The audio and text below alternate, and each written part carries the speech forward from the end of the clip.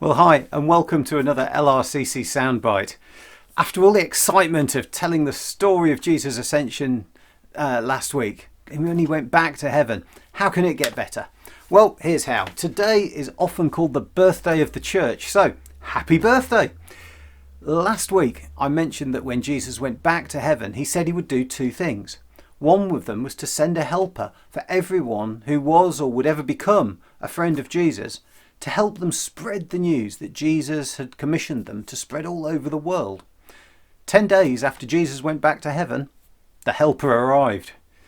We often refer to this helper as the Holy Spirit. In some ways, it can be hard to describe, but I'll have a quick go for you now. It's like having a piece of the very essence of God inside you, helping you, guiding you, changing you into a better version of yourself. What it isn't is something scary or that in some way you're no longer in control of yourself. It's always your choice. Now, the Holy Spirit didn't arrive quietly. The reason we celebrate this day is because it was actually quite noisy and definitely not something you'd miss. So we know absolutely when this happened. It started off with Jesus' friends all together in one place. After Jesus had gone back to heaven, they were scared, confused, not sure what to do. They kept their heads down and they went into a room and they just prayed. All of a sudden, there was a sound like a rushing wind, and things that looked like tongues of fire spread out and touched all of them. You know, sometimes I love the way the Bible describes it. It was like this and it was like that. That's because there weren't words that described it. Nobody could really say, well, it was this, because it wasn't, but that was the best way they could describe it. As soon as this had happened, something changed for all of them who were there. They had a new courage. They had a new understanding. They had new wisdom. They had new abilities. They weren't afraid anymore. So they went out into the street. Some in the general public thought they might be drunk because they were so different. But instead, it wasn't that. They were filled with God's helper who was helping them. They found that they could talk to people in languages that they'd never learned.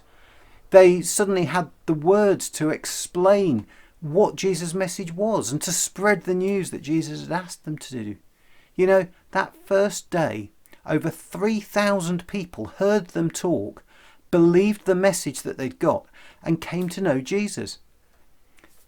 I've got some amazing stories to tell you about what happened in the coming weeks, but what I want to finish by saying today is that nothing has changed since that day, at least not from God's point of view. God's Holy Spirit still comes. His helper empowers us to live differently, to spread the news.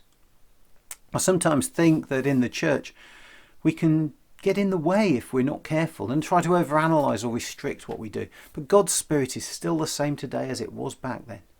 It's not just there either for church leaders or for people with special titles or things like that. The Holy Spirit is the helper who is there for everybody.